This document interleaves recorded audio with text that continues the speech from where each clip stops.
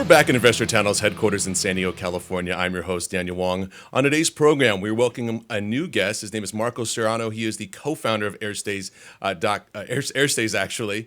And we're really excited to hear from him how he's disrupting the hotel experience. But Marco, thanks so much for taking the time with us today. Oh, thank you for having me. It's such a pleasure. Marco, really excited to hear more about this. I've been looking into the company, and it's obviously something that's a big topic for people to want to travel, and how do you change that? How do you disrupt that? So tell us a little bit about what you're doing to disrupt that hotel experience and how you're changing the whole landscape there. Sure, great. By the way, everybody should be traveling these days. There's no way for people not to be traveling and visiting places around the world. We're just making it easier. And we've been around this since the 50s. I really grew up in this environment through the hotel business, and we understand, obviously, hands first, what clients are looking for. So we created a platform that we're considering a global travel tech solutions platform, where you bring together not only a booking system where you can find your place, but transportation, dining, and concierge points all together under that. I'll be happy to talk more about it, obviously. Well, Marco, you're obviously integrating the blockchain into the technology there. How's Europe? How does the U.S.? How's China? How are they all viewing this? Well, see, the blockchain, it's still very new. It's a very new topic to lots of people, and governments are trying to get an understanding, and they're getting it mixed up with what blockchain actually does, as opposed to what cryptocurrencies are doing in the market. A blockchain system is a ledger. Hotels, from the hotel perspective, when you're managing different hotels around the world, you have different ledgers in each one of the hotels, from your purchase orders to your payments and any type of transactions that you're moving through from left to right. And there's discrepancies, always. So blockchain solves this issue. And this is why we have implemented a blockchain system based so that we can maintain better records and be more transparent with our clients. Because if you're a member, a participant, you get to be a part of this. Vendors, suppliers, and everybody else gets to see what's happening. It's a digital print to all the transactions. And this is great about this. So how governments are looking at this? I think it's a bit of a curved line where they need to learn. We act as advisors since we have been around for such a long time. Ministries of tourism and chambers of commerce and tourism from Latin America, Europe come to us now to ask us questions about what is really happening in the traveling sector, because hospitality is an industry of its own, and it does bring a lot of value to the countries that we are already in. So, Marco, let's walk us through what is the experience like? I mean, when someone goes from start to finish to checking in, to kind of walk us through the nuts and bolts of how a customer would experience your particular services there. So today, it depends on the generations that you're talking about, right? The Gen X, Y, and Z. So when you're looking at the latest, the Gen Y, the Gen X really, are all mobile users. So they're looking to do their bookings on the mobile. They're looking to do their check-ins on the mobile. If they have to buy something, they do it on the mobile. So all transactions are moving there. If you are the baby boomers generation, then that's probably not the way you're going to go about things. You'd rather pick up the phone and get that concierge point service directly from the hotel so that it becomes more of a lifestyle for you. So we're targeting in different audiences at different times just to make sure that our travelers, our guests, get the full scope of what technology can do today to make your life easier. So we're connecting the booking platform. We're giving you access to a digital mobile key, allowing you to use your cell phone for the first time to really open up the rooms. Technologies on the locks today in most of our hotels are modern enough so that we can just upgrade them. If the hotels don't have that, then we have to obviously bring technicians in and try and figure that out. Transportation, we own into a company that aggregates all of today's existing share ride companies like Uber, Lyft, Corp, Arrow, Taxify, just to name a few, to give you parameters of what is the best value for you to book them or in distance, whatever works for you best. And then dining, we brought on board the actual founder of Open Table here onto this executive team so that we can connect dining, because that's a big part of traveling, right? We all have to eat. How you eat, that's a different story, but it's a key component. And then the last one will be the activities part. Are you visiting a country for business or leisure time? Are you looking for activities, whether they're popular or cultural? That is up to you, but we offer you all of these touch points when it comes to your traveling experience as a technological company. Then we've created something even better. On top of this, we created a global currency, which we're calling Stay. And I think I told you a bit about that. Well, since you've told us a little bit about that, no, tell us more about the token and why this is kind of fixing that whole part when you're traveling. You have the exchange rates. You're trying to kind of figure out your way through traveling internationally. Explain to us what that's going to do for people. Sure. So, like a tech company and hotel owners, we have to look at whatever the trends and the patterns today are globally. So creating an ICO or creating a cryptocurrency that we're calling your new travel global currency is being accepted from within our platform. So as long as the hotel, the transportation system, the restaurants are accepting the payment, then you have a utility token. So this token is available. It went live on the 15th of June, and we are now distributing it worldwide so that people can have the option, right? The option to pay with Stay as your form of payment, as well as, if you want to use fiat cash, credit cards, or traveler's checks, all of that is still existing. We're not getting rid of that. We're just giving you a new way, a form of option to pay or travel the world.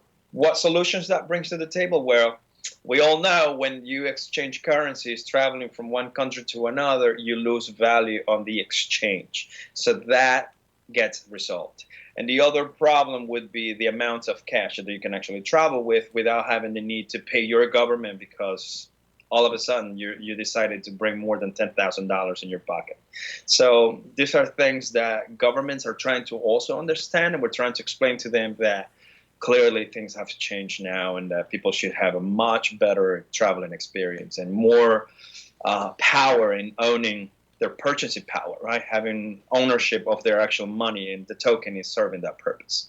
Well, this is huge. The fact that you are kind of changing the way the travel is going to be done. You were quoted one time saying Airbnb, you're basically going to disrupt the way that works. Explain to us kind of the difference between, booking with Airbnb and booking with you on a much more kind of basic level for someone who's just someone just looking to travel and should say, hey, you know what, I should probably use Airstayz maybe than Airbnb. Well, we're very grateful for what Airbnb brought to us in the world. I think it was a magnificent idea. I just think it's time to move on to a much better experience. The big difference is Airbnb doesn't own any properties. We do. And the partnerships that we have are also true partnerships where we have invested our own money, where we have developed these companies.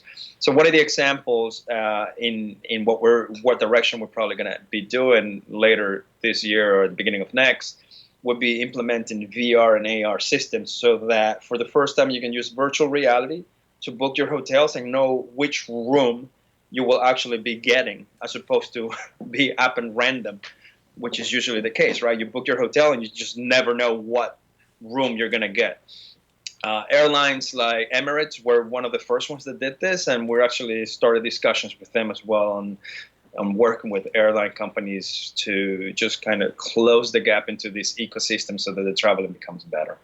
I don't see Airbnb moving in the right direction right now simply because of the subleasing issues that have been happening worldwide where people that are leasing apartments from owners are subleasing to other people, tenants. And if you're the owner of your property, nobody's going to be happy if a third party is doing that to other parties and reaping the benefits. And remember, anybody can damage your property. What's going to cover that? Insurance enough. If you have it, it's great, but if you don't, then you have an issue. And I think Airstayz didn't measure these issues on the long run and legal issues with that too as well. So we're big time different than that. Well, I think that's all fantastic, and we're going to look forward to hearing more about the updates there. I think it's a great way for people to travel. But let's dive into, I know probably a lot of people ask you, so why are you doing an ICO? What's the purpose of the ICO and the value that that's going to bring to the company? Why don't you share with us a little bit about that? Sure. So like I said, we're a global tech company providing solutions. And when you're looking at the trends and the patterns, you have to understand also how the money is being moved around economies. As an economist, and with my other partners, we noticed that there were such big trends in ICOs. And as long as you have the fundamental asset under it, I think you have value to the company because the value depends on the perception of the use of this token. So since we don't have to go out there and start boarding new hotels from zero, we already have our own.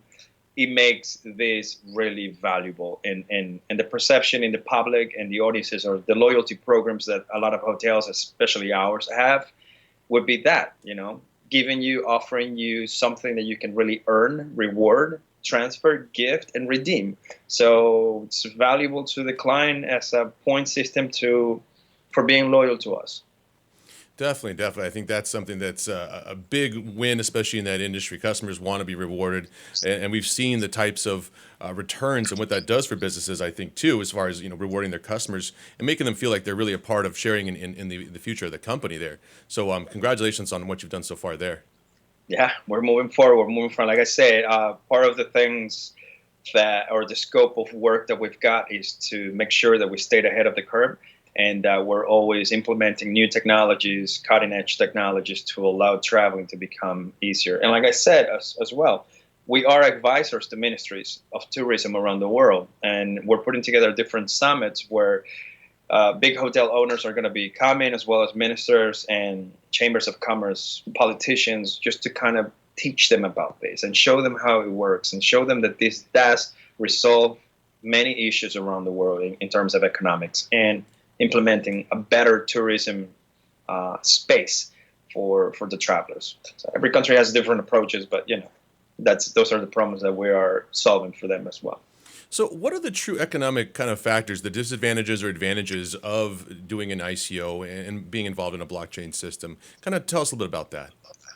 So, from my own research and publications that I've done, and based on what I saw happening with this ICO, there's a lot of ICOs out there that simply do not have the level of experience.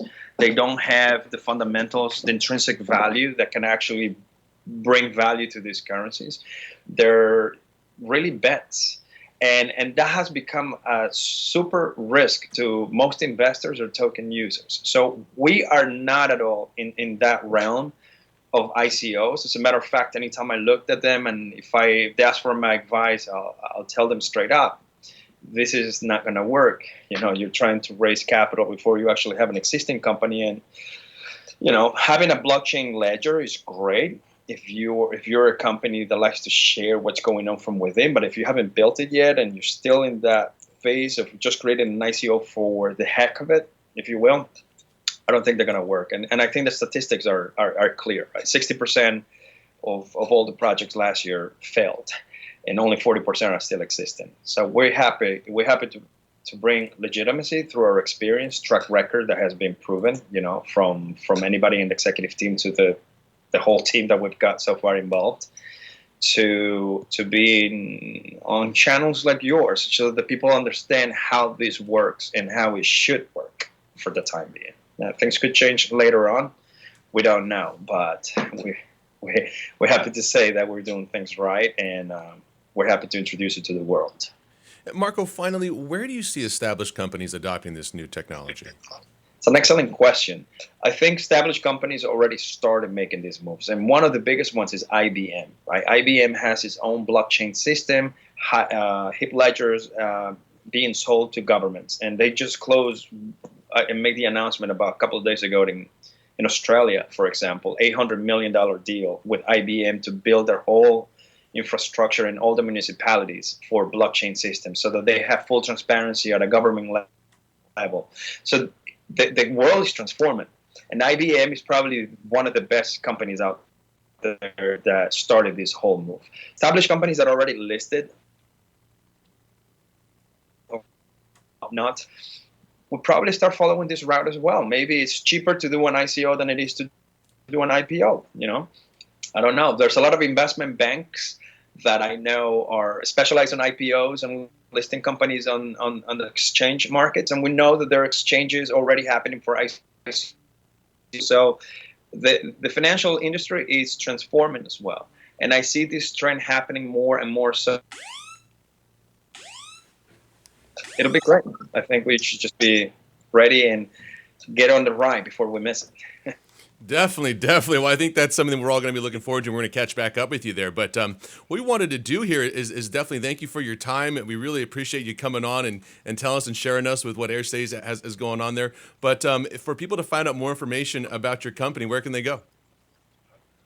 You can go directly to token.airstayz.com. We have a Telegram room there. If you go to this tokenairstayz.com, you can actually hit and join our Telegram group, and then we have different customer managers dealing with different questions in case you have. And then my own personal email, I give it just in case you need more clarifications from a founder's point of view in terms of how this is going to lay out and when the actual technology will be up and ready, which we're counting about 60 days, but September 1st and October, we should have our app worldwide for people just to download and start using it within the platforms that we've put together.